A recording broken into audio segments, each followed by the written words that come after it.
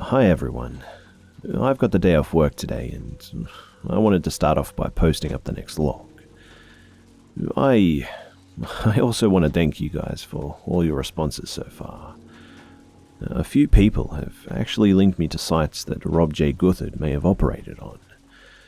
Someone even offered to look for the mirror shop in Phoenix and try to retrace the route to Rob's neighborhood. I'm going to spend the day making a few international calls and sending emails out, but if you guys have any other ideas about how I could pursue this, I'd really appreciate them.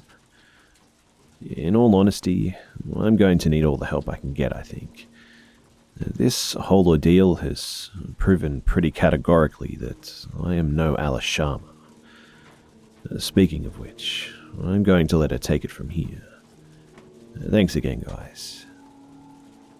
The Left-Right Game, Draft 1, 08-02, 2017. The next turn comes immediately after the tunnel.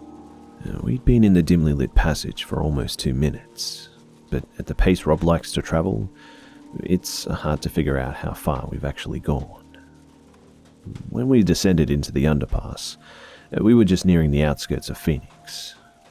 Scrutinizing the rearview mirror as we leave, it's fair to say that we aren't that much further out. Everything else, the temperature, the time of day, the weather, all seems exactly like it had been before we ventured into the tunnel. I'm not sure what I was expecting, of course, but it certainly doesn't feel like we're anywhere new. The tunnel itself had been similarly underwhelming, especially considering the importance Rob seemed to place on it. In fact, the only thing of true interest since we passed through was something Rob said once we hit the halfway mark. As the tunnel's mouth loomed towards us, Rob picked up the CB radio transceiver and issued a casual warning to the convoy. The message itself was straightforward. His choice of words, however, was curious. I decided to ask him about it. Hey Rob, just a second ago, when you told us the next turn was coming up, why did you use the word trap? Huh? I have it in my notes here.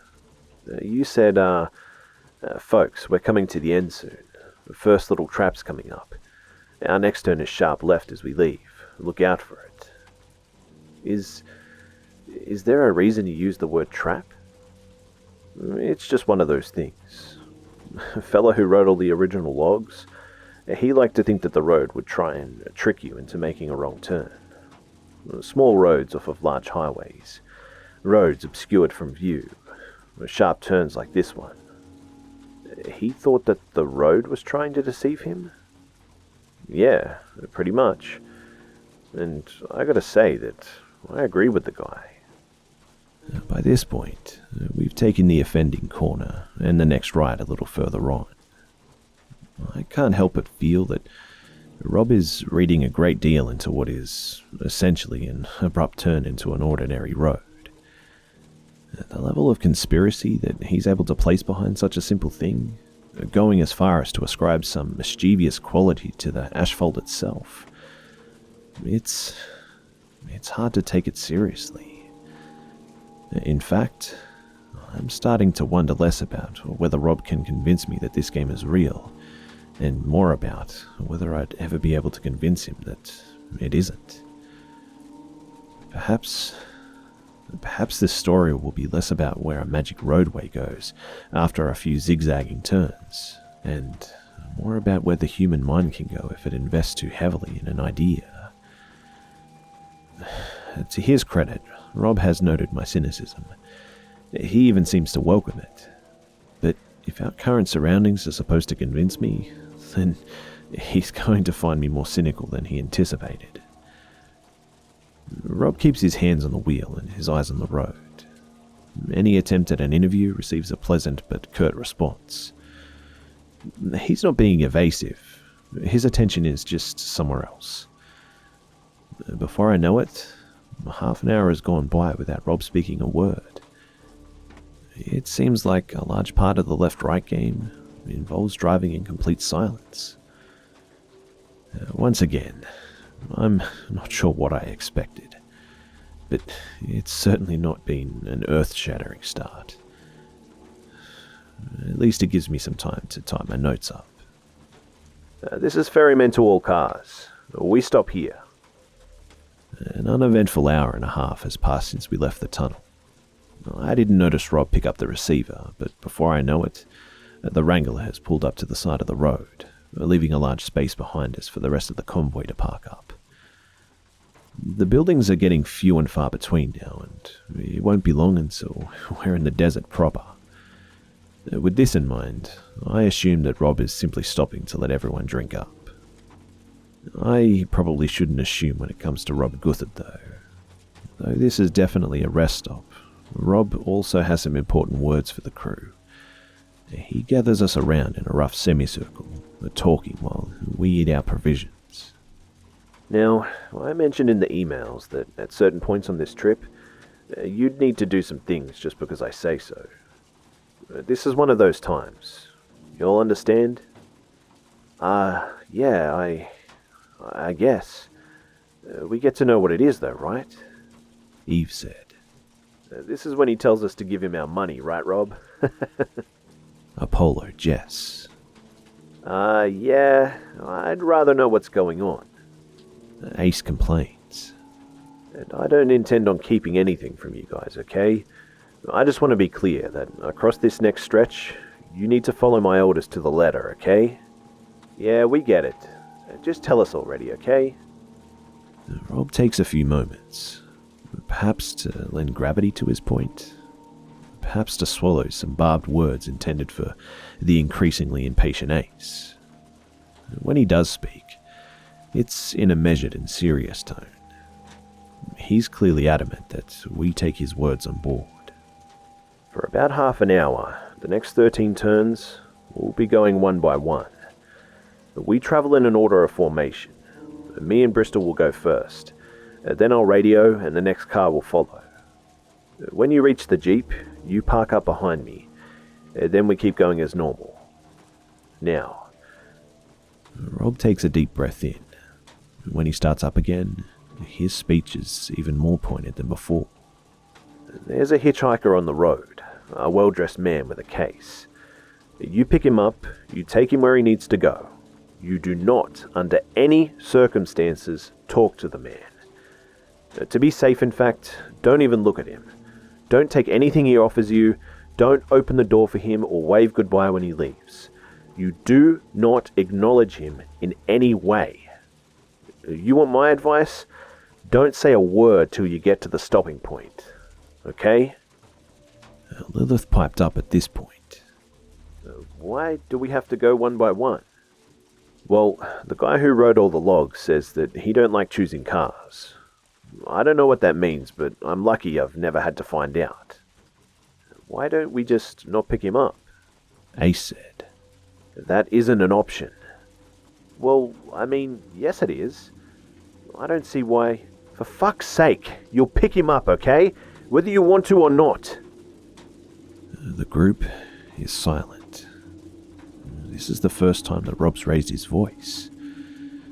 In the ensuing stillness, Ace looks like he'd be more than happy to turn his car around and retrace the route back to Phoenix, leaving Rob in the dust with a few choice words.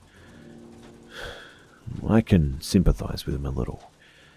Rob's been treating him as an annoyance, a tag-along who didn't do the homework. But at the end of the day, Ace is doing nothing to fix things either.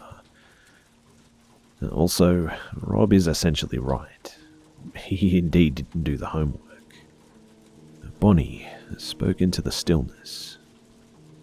Well, okay. I suppose we should get back on the road then? If everyone's ready? Deciding that he has nothing more to say to us, Rob marches over to the Wrangler. Bonnie, Clyde, Apollo, and Eve sit on the floor, sharing snacks. Ace loses himself in his phone, and Blue Jay, still maintaining a noticeable distance from the group, takes to her car with a copy of US Weekly. Hey, Bristol, can we talk?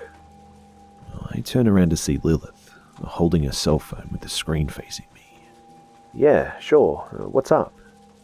Well, have you tried to make any calls since we came through the tunnel? No, not yet. Why? Could you try? I pull out my cell and dial into the office. The line's busy, which isn't exactly uncommon. Lilith watches intently, waiting for a reaction. I'm not getting through. They were busy? Yeah. Why? Well, everyone is. We have a signal and we can make calls, but everyone on the other end is busy. Don't you think it could just be a coincidence?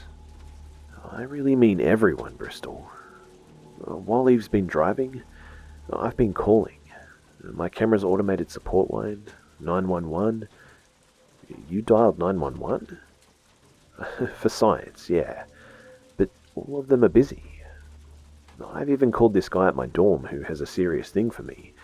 And trust me, he is not fucking busy. This is weird, right? It's like we've crossed a threshold and the world's suddenly doing something else, you know? In all honesty, I'm not sure I do know. I don't want to say it, but it still seems like a massive stretch. Luckily, Rob saves me from commenting when he calls me over to the car, clearly eager to get back on the road. I tell Lilith that we'll look into a discovery on the other side, and she nods in agreement, retreating to her friend and immediately stealing a handful of apple slices. I climb into the Wrangler and wave goodbye to the convoy. We slowly roll back onto the road and set off on our way. Watching the rest of the group disappear into the background, I feel noticeably more isolated, despite Rob's presence, or perhaps even because of it. I'm not exactly sure. The hitchhiker shows up about 10 turns later. Just like Rob said, the man is incredibly well dressed, in a well-fitting brown suit with a dark green tie. Even from a distance, I can see that his shoes are expertly shined, as is the varnished wooden case resting on the floor beside him. He stands on the side of the road and raises his hand gingerly, wearing a look of hopeful anticipation. So, who is he? The hitchhiker? Is that really all you're going to say? It's all I can say. You understand the rules here. Don't talk to him. I'd say don't talk at all, not until we stop. When we stop, we're safe. Rob veers slowly over to the side of the road.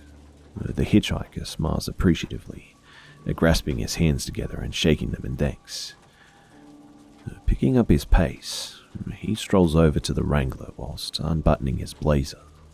Well, I'll see you on the other side. The back door opens and the hitchhiker pulls himself into the storage area. Finding no seating, he settles himself cheerfully on some of the softer luggage just behind me. Not much in the way of seating back here, huh? I have to admit, I do feel a subtle urge to respond. Even after the stern warnings I've received, to ignore the man seems almost instinctively rude. I was raised British after all. So, where are you all from? I'm travelling in from Oakwell. I glance at him in the rearview mirror. He meets my gaze and smiles. I flick my attention back to the road, counting the white lines. The stranger persists in trying to start a conversation. 10 minutes go by. The silence grows palpable, broken intermittently by yet another cheerful attempt at conversation. The topics include what nice weather we're having, our professions, our hobbies.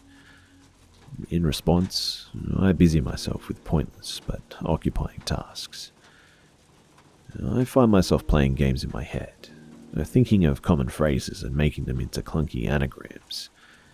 It seems to work, and after a short while, I start to habituate the man's small talk.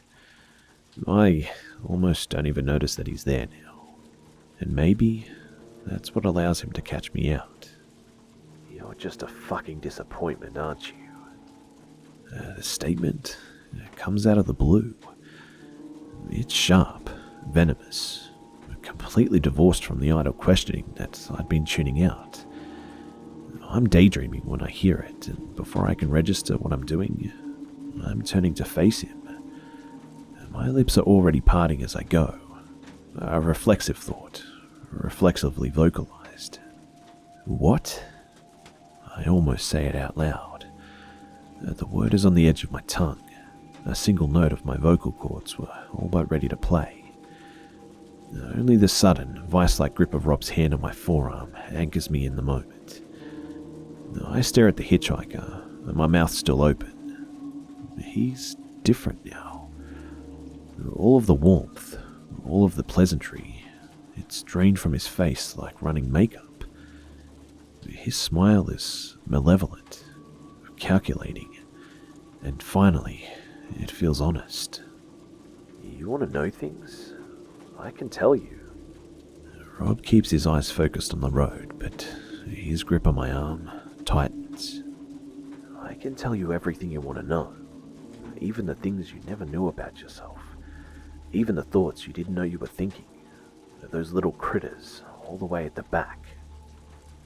We stare at each other a moment longer, before I turn around and back to the road.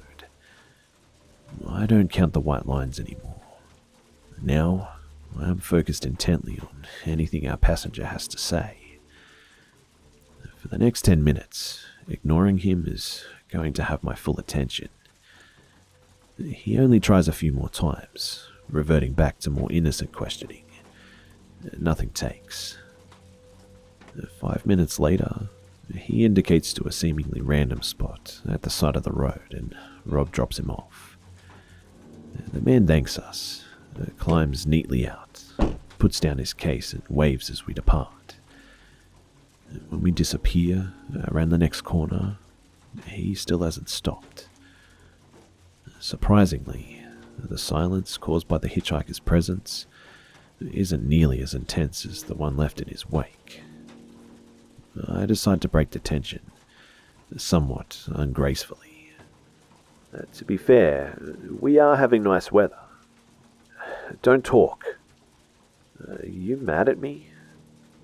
I'm sorry he got me. I wasn't expecting. You did fine. We just don't talk till we stop, okay?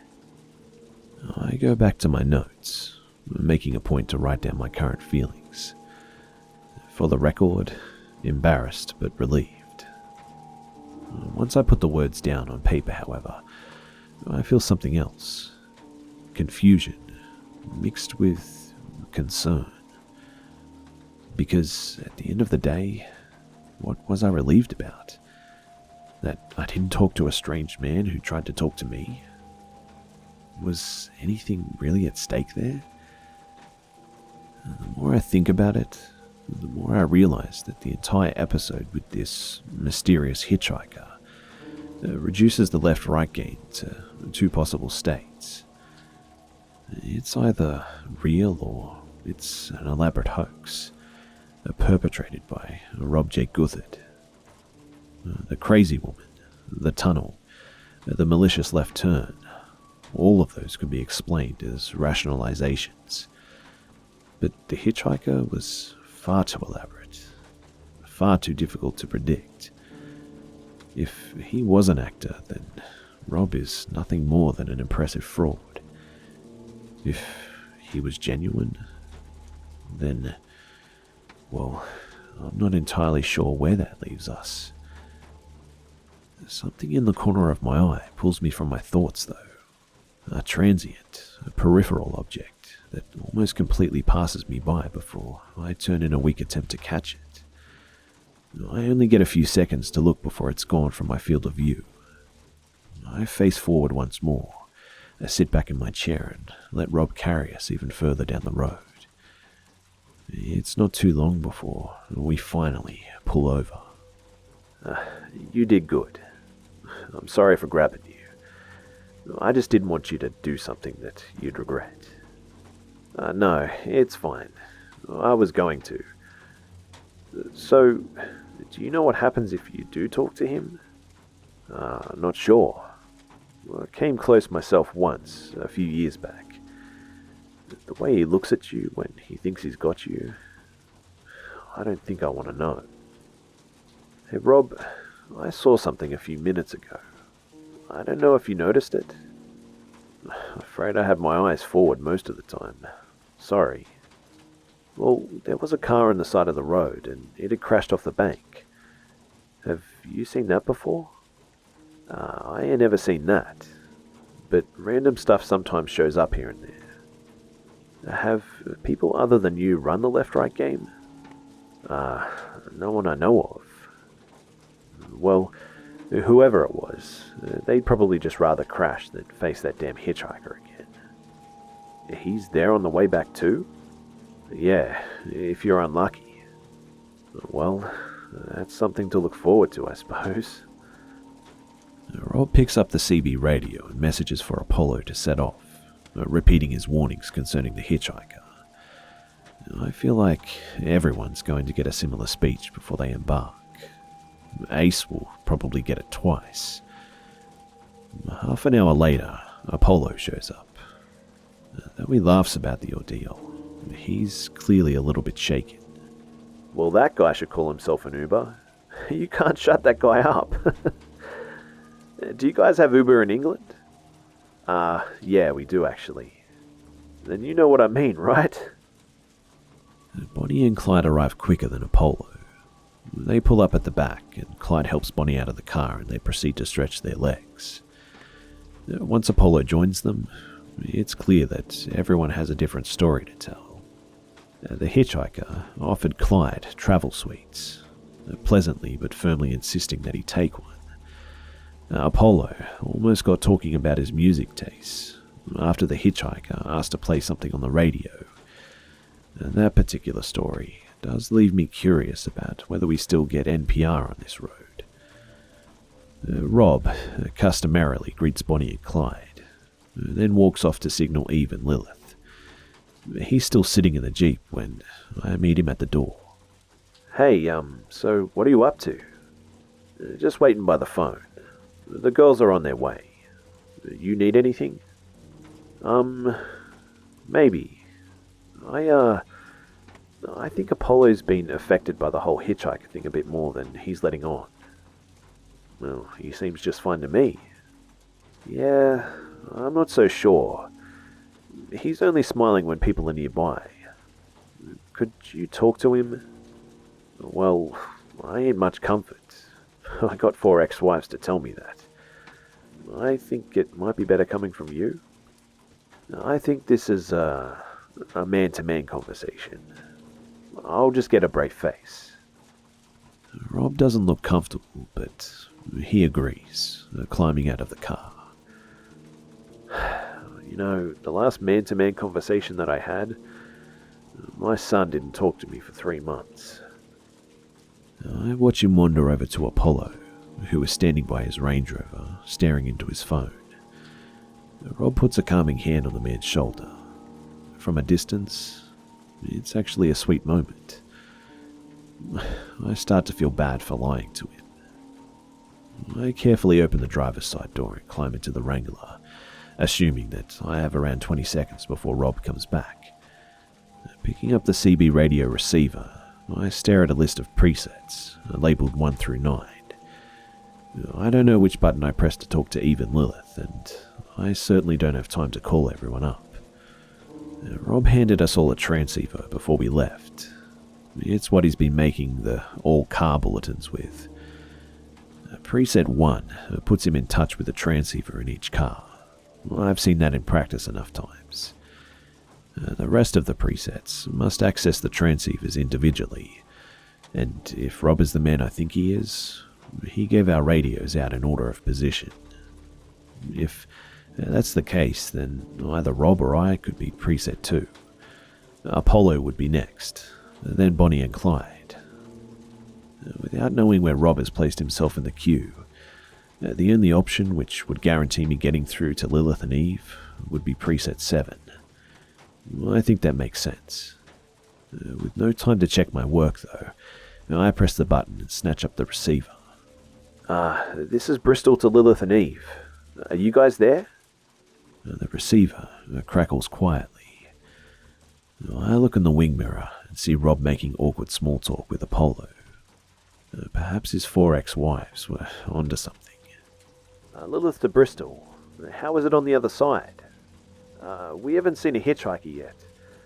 Oh, by the way, I just phoned Eve and it went through. Could I have your number to test? Sorry, Lilith. I'm actually phoning about something else. Why? What's going on over there?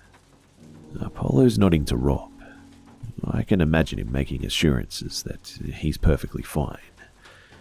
I really don't have long at all now. Listen, I have a mission for you, but you have to keep it secret, okay? Sounds awesome. What's up? Once you're past the hitchhiker, there's a crashed car on the road, on the passenger side. Whilst you're going past it, would you mind getting some footage? What sort of footage? Just zoom in and get as much detail as possible. You don't need to stop. Just anything will be useful, okay? Rob's starting to walk back to the car and I shift into the passenger seat, still holding the receiver. Okay, but is there anything specific that you... Just talk to me later, not now. Thanks, bye. I slam the receiver into its holster a moment before Rob opens the door, and he just shrugs at me. He seems fine, unless there's something that he ain't telling me.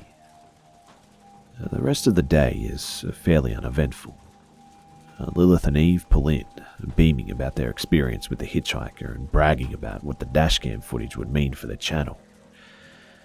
Lilith ends her story by insisting that nothing else happened for the rest of the journey, whilst directing a highly intentional look in my direction.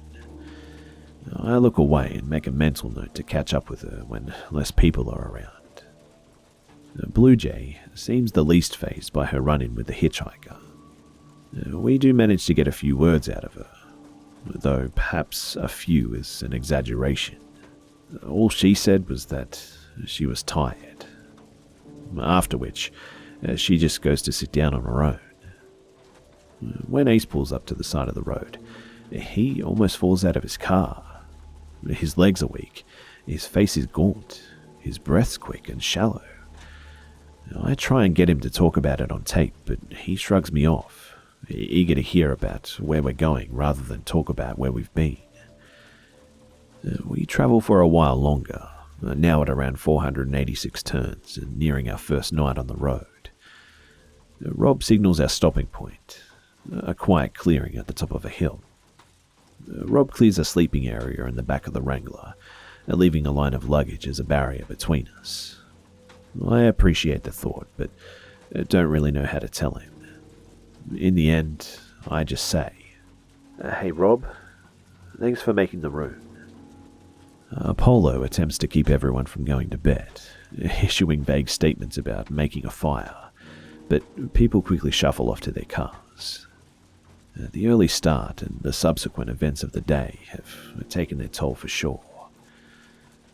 I watch Lilith and Eve break away from the group and head to bed.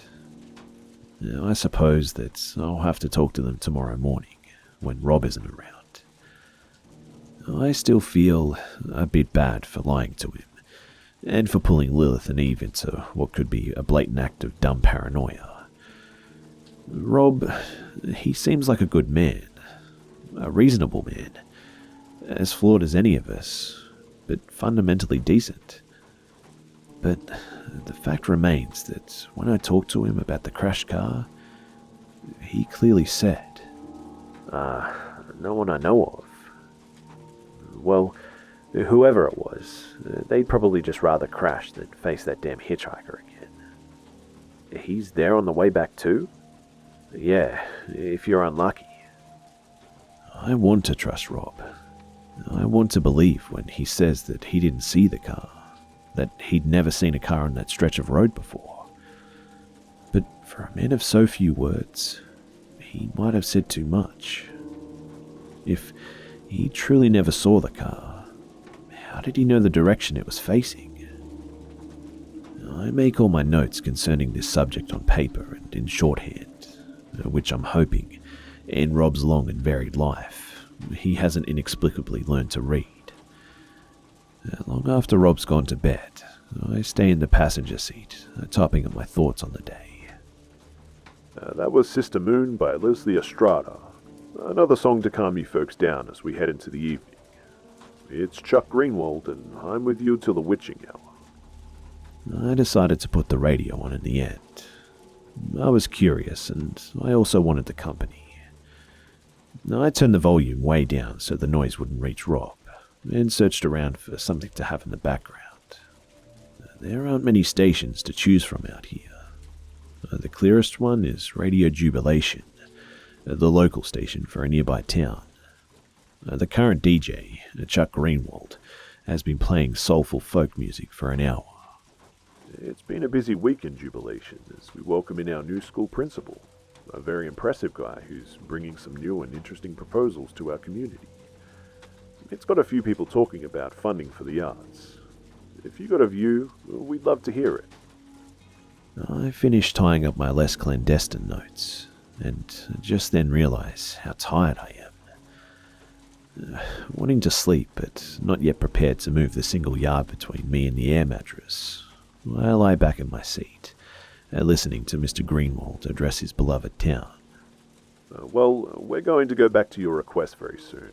I can tell you that we've got some goodies on the way. For now, though, let's take ourselves to the new box. They're going to hurt now. Immediately, at the volume of a whisper, Radio Jubilation begins to broadcast a cacophony of bone-rending screams.